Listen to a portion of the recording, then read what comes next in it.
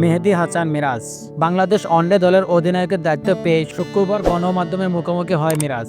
দায়িত্ব পাওয়ার পর প্রথম সংবাদ সম্মেলনে সাকিব আল হাসান প্রসঙ্গে মুখ খুলেছেন মিরাজ। গেল মাসে পিএসএল এক দলে হয়ে খেলেছেন এই দুই ক্রিকেটার। মিরাজ বলেন, আমরা একসঙ্গে পিএসএল খেলেছি, তখন বাংলাদেশ ক্রিকেট নিয়ে অনেক কথা হয়েছে।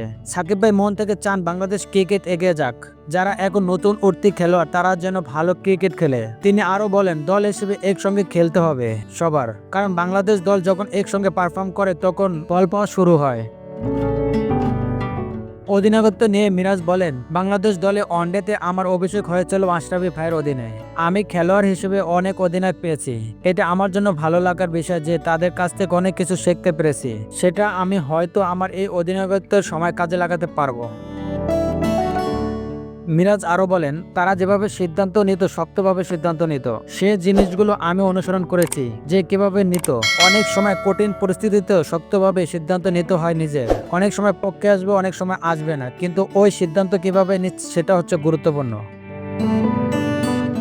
মিরাজ বলেন, জুনিয়রদের পারফর্ম করতে হবে। যারা জুনিয়র আছে তাদেরকে অবশ্যই পারফর্ম করতে হবে।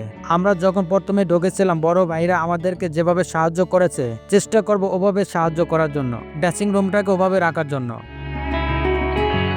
আপন নিউজ ডেস্ক।